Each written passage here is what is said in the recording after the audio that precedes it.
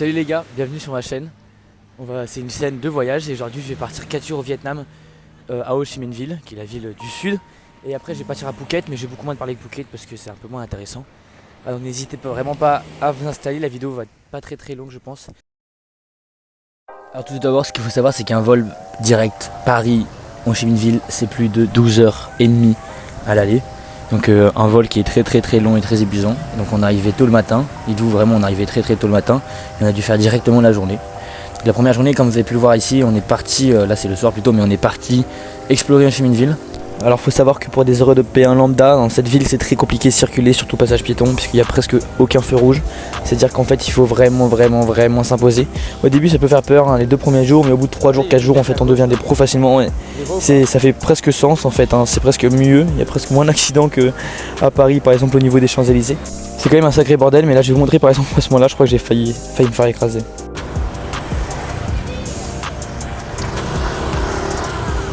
Ensuite il faut savoir que là donc on était parti de Ho Chi Minh Ville, je vous laisse le coucher de soleil, mais on était parti de Ho Chi Minh Ville après 2h30 avec notre guide. Nous étions partis à la rencontre de Hao, donc une personne que j'ai interviewée juste après, qui nous a permis de découvrir en gros sa ville, l'exploitation de noix de coco qui vraiment, vous allez voir, ils utilisent 100% de la noix de coco, c'est juste miraculeux. Bon en gros, juste après, le lendemain matin, nous sommes partis dans la campagne vietnamienne pour découvrir les exploitations de noix de coco. Donc dans cette campagne qui est juste mais réellement incroyable. C'était tellement calmant, passer d'une ville là comme vous voyez actuellement à une campagne comme ça, je vais vous faire une transition au moment, vous verrez, c'est juste incroyable. Hi everybody, yes, my name is Hao. I'm from Vietnam. Yeah, and we stay in, my home. My home is a Bến Tre. In Bến Tre, we very famous about coconut.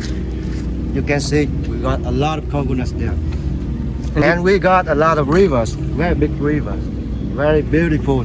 And if you have time, please enjoy the tourists, enjoy the traveling in Vietnam, in my home. Yeah, thank you. Donc comme l'a dit Hao, avec Mango Cruise en fait on est parti, tout d'abord on a pris le bateau, donc direction l'exploitation de noix de coco. Ensuite on a repris le bateau pour aller se faire servir une noix de coco, là comme vous pouvez voir avec la dame. C'était incroyablement bon et vraiment on mange tout en fait dans la noix de coco, c'est incroyable. Ensuite on a repris le bateau pour aller voir la fabrication des tuiles rouges. Voilà, donc je vais pas tout vous spoiler parce que si vous allez, vous allez mieux découvrir. Ensuite on a pris un espèce de tuk-tuk pour arriver dans ce petit village isolé qui fabrique en fait des feuilles de riz. D'ailleurs c'est délicieux, je vous conseille vraiment d'y aller là-bas avec Mango Cruise parce que c'était délicieux, on en a pu en porter plein, ils ont fait ce cadeau. Réellement je pense que cette journée à la campagne ça fait un grand bien et ça permet de découvrir en fait autre chose que la ville. Le lendemain, nous allons aller dans une exposition en fait, qui traite des conséquences de la guerre du Vietnam, qui commence par la présentation de nombreux appareils américains utilisés pour la guerre du Vietnam. C'est vraiment juste incroyable de les voir d'aussi près. Ça montre réellement la puissance de l'armée américaine à ce moment-là quand même. Et le triste bilan de la guerre du Vietnam, c'est plus de 3 millions de morts, dont 58 000 soldats américains, près de 2 millions de civils vietnamiens qui ont perdu la vie, victimes des bombardements et des combats et des massacres. Les Vietnamiens ont souffert des effets à long terme des armes chimiques, comme l'agent orange, provoquant des malformations et des graves maladies, sur plusieurs générations. Cette photo retrace un événement tragique de la guerre du Vietnam, puisqu'elle retrace les victimes du massacre de Tan Phong, survenu dans la nuit du 25 février 1969. Laissez-moi vous en parler un peu plus. Lors d'une opération secrète menée par des unités américaines, notamment donc la SEAL Team 2, sous le commandant de l'officier Bob Kerrey, qui est un futur sénateur d'ailleurs, le village de Tan Phong, dans le delta du Mekong, a été ciblé d'une attaque brutale. De nombreux enfants, femmes et villageois innocents ont été massacrés. La guerre du Vietnam est aussi malheureusement marquée par l'utilisation d'armes chimiques qui ont des conséquences atroces sur la population. Je vais aussi donc bien sûr vous éviter les images choquantes. Par exemple, cette photo qui est extrêmement connue présente une petite fille qui a été bombardée par des bombes au napalm le 8 juin 1972. Donc finalement, pour avoir fait les 3 étages, en fait, je pense que ce musée nous permet à nous occidentaux et pour les Américains aussi de voir un autre côté de la guerre du Vietnam avec vraiment l'horreur qui s'est passée ici. On n'oublie pas non plus la guerre d'Indochine marquée par les Français. Et d'ailleurs, dans ce musée, je ne l'ai pas filmé, mais on peut aussi voir les conditions d'emprisonnement des prisonniers vietnamiens qui étaient complètement affreuses. Le soir, ma famille a décidé de rester à l'hôtel, mais moi j'ai décidé d'explorer cette ville qui, comme vous pouvez le voir, est magnifique. Franchement, les panneaux et les lumières sur les immeubles, je trouve ça sublime. Ok les gars, on est sorti de la salle, on est dans les rues là, donc de la ville. Et on est devant une petite Lamborghini Urus. On continue la chasse aux voitures. Petite pause dans mon exploration de Ho Chi Minh Ville. Je vous ai photographié tout au long de mon voyage les voitures de malades que j'ai vues, qui changent d'ailleurs de beaucoup de ce qu'on a en Europe. Et donc je vous laisse apprécier cela maintenant. Même au Vietnam, on garde notre passion. Regardez la GT3 RS malade mentale. Oh, c'est la première fois que je vois une GT3 RS dans ma vie et je la vois à Ho Chi Minh. Regardez cette dinguerie. Elle est folle. On continue la chasse aux voitures. Regardez-moi cette Maybach de fou malade. Aïe aïe aïe aïe aïe. Ça, vous vous rendez pas compte du prix. Ce petit logo là. Et juste derrière, boum. Aïe aïe aïe. Elle est incroyable. Cette Subaru de malade mental. Regardez-moi cette arrière. Je connais pas le modèle, je connais pas le WRX. Mais waouh waouh waouh waouh. Regardez la Kia de malade. Regardez comment elle est modifiée. L'Ofata. Waouh. C'est fou. En fait les voitures ici, genre les Kia c'est nos BMW genre. C'est une dinguerie. Regardez là, SLK là-bas. Bon je l'ai raté mais pas grave. Magnifique. Là en gros je vais partir, je vais aller dans la rue pour vous montrer vraiment la dinguerie que c'est ici. Pour traverser, je vais essayer de filmer un moment où je vais traverser une grande truc. C'est une de ces galères les gars. Allez, il y a tellement de monde. Hop. Et hop, on n'est pas mort les gars, on n'est pas mort, c'est une dinguerie, c'est une dinguerie. Donc là je me promène dans la rue, en gros on est dans un endroit où on peut marcher. Bon, pourquoi pas rencontrer des gens en ça, genre des potes, je voudrais même faire des potes. Mais en fait il y a beaucoup de gens en couple ici qui viennent. Donc moi là j'ai 5 pères à qui venir. Mais en gros j'aime bien, je marche et c'est drôle de voir les gens. Parce qu'en fait ils sont pas habitués forcément de voir beaucoup d'occidentaux, même s'il y en a énormément. En soi on est énorme, en fait pas mal de touristes en fait, mais pas trop, tu vois, ça gâche pas le truc. Moi vraiment j'ai kiffé ce pays, genre le seul truc qui est un peu dommage, tu vois, enfin moi j'avais peur au début que comme tu sais les Français ils ont colonisé ce pays, qu'on soit mal vu, mais en fait vraiment pas du tout, c'est un peuple qui oublie pas, mais tu vois ce que je veux dire, qui est pas avec un esprit vengeur. Regardez cette tour, mamma mia, c'est magnifique et c'est super safe. Là je sais pas où je suis les gars, j'ai beaucoup marché, bon il y a des petits déchets ici, vous pouvez voir, bah bon, dans tous les pays. Et regardez-moi ces arbres de fou. Je viens de trouver, les gens sont super sympas, ils aiment beaucoup les touristes, hein, donc ils disent bonjour, etc. C'est super cute, bien sûr je les filme pas, sinon c'est un peu gênant. Et regardez comme c'est trop bien. Ils viennent tous s'asseoir là en couple, c'est trop mignon en pote, c'est incroyable. C'est incroyable. Ensuite les gars, faut savoir que je suis devenu pote avec un mec super sympa qui veut parler en vietnamien. J'ai essayé de traduire mais c'est un peu galère parce que je ne parle pas vietnamien. Mais vraiment je me suis posé en groupe près d'un endroit avec un karaoké. Et là il y avait ce mec que j'ai rencontré, on a commencé à parler et il est super, il m'a dit qu'il kiffait son pays, qu'il kiffait sa ville et j'ai demandé de parler un peu de l'éducation en fait, du système d'éducation, tu sais, qui peut être compliqué là-bas, dans les pays en Asie. Et voilà, il va vous faire un petit témoignage dessus. Khi mà học sinh là phải đi học ở trường đại học á, thì chúng ta cần phải đối mặt những cái là áp lực thi cử này, thì là với lại nhiều phương pháp học tập mới nữa, và là sự cân bằng giữa việc học và việc làm của sinh viên đại học, và là thêm những cái gọi là thời gian cân bằng giữa việc học và việc làm của sinh viên lên đại học thì như nào cho nó hợp lý, và phương thức mình từ học, từ tiếp thu được những cái kiến thức ở trên lớp như nào để mình có thể là gọi là tiếp thu được hết những cái kiến thức ở trên trường và mình có thể sử dụng nó, biến nó thành cái lợi ích cho riêng mình. Và theo tôi đó là như tôi nghĩ là những cái khó khăn trong việc mà học khi mà học sinh ở Việt Nam đi học vào tới đây. Nhưng mà đó là chỉ là quan điểm của riêng tôi thôi. Nhưng mà thì tôi không biết là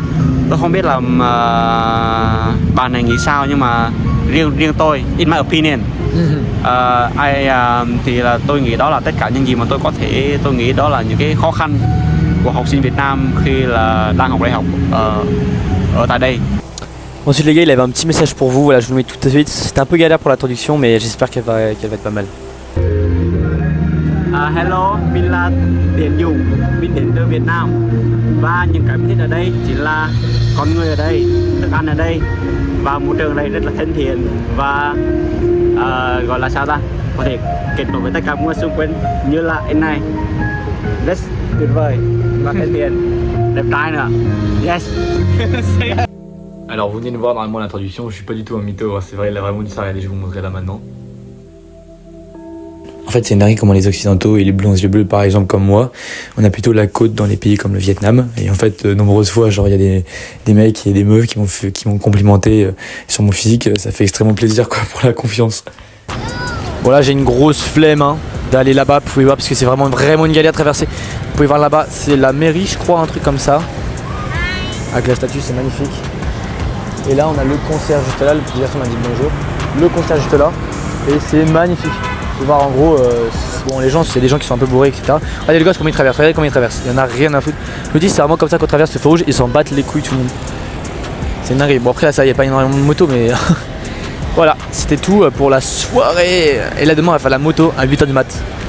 Et en effet, en fait, le lendemain, on est parti faire de la moto, en fait, faire du scooter dans les rues de Ho Chi Minh. Et on a fait pas mal de lieux aussi historiques dans Ho Chi Minh. Vous verrez, on a vu la Poste qui est magnifique, qui a été créée, les blancs étant créés par Gustave Eiffel. On a aussi pu voir un bâtiment historique dont je vais vous parler juste après. Et on a aussi eu la chance d'aller voir un temple consacré aux moines qui s'est immolé pour protester contre la guerre du Vietnam, il me semble. Là, en gros, on est dans un scooter, on les grave bien. Et en fait, il faut dire que ici, ils se déplacent toujours en scooter, comme vous pouvez voir. Comme vous pouvez voir, ici, ils se déplacent tous en scooter, en fait. Donc, il y a beaucoup de scooters. Et c'est important de savoir l'utiliser, tu vois. Là, on est derrière un scooter. Il n'y a pas de vent, malheureusement, mais franchement, c'est vraiment incroyable. J'étais vraiment pas en faire, là je ressemble à un mec, on dirait un soldat de la guerre, c'est trop bizarre. Mais en tout cas c'est vraiment une bonne expérience. Moi qui à la base en plus n'étais pas trop à l'aise, finalement c'est vraiment facile de fou, les mecs qui conduisent comme des pros, alors que pour le coup c'est vraiment une galère de conduire, je pense. Et enfin ce bâtiment que vous voyez actuellement à l'écran, en fait c'est un bâtiment qui était l'ambassade américaine et qui a été très connu pour une photo qui a été prise comme vous pouvez voir, qui est la fuite de Saigon par les toits de l'ambassade américaine après la fin de la guerre du Vietnam. On va pas finir la vidéo, j'ai pas ma tête là, c'est juste que je viens de sortir de l'avion, en fait, je suis à Paris. Donc en fait le soir même, ce qu'on a fait c'est qu'on est parti à l'église pour faire la messe de Noël. Et juste après on est parti destination Phuket. Alors je vais pas vous mentir, j'ai pas tout compris à la messe, même si c'est basé sur le même principe en fait que les messes qu'on a en France. Mais je vais vous mettre quand même des petits extraits de l'église hier, qui est magnifique, toute rose comme ça, et quelques chants quand même, par exemple le chant de sortie.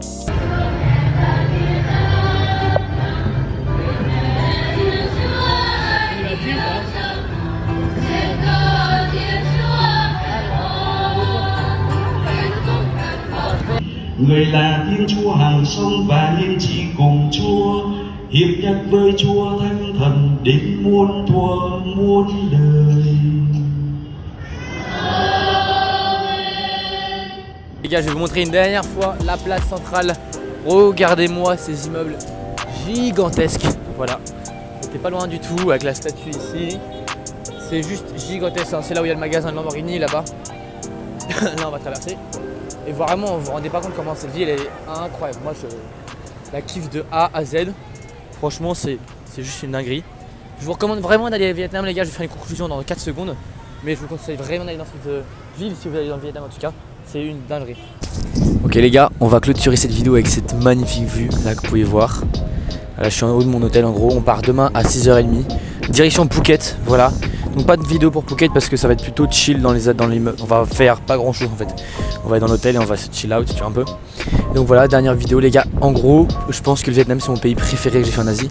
J'ai fait Cambodge, Thaïlande, Laos, Vietnam, j'ai fait aussi Hong Kong et Singapour. Et réellement je pense que le Vietnam c'est juste incroyable. Ho Chi Minh Ville c'est incroyable.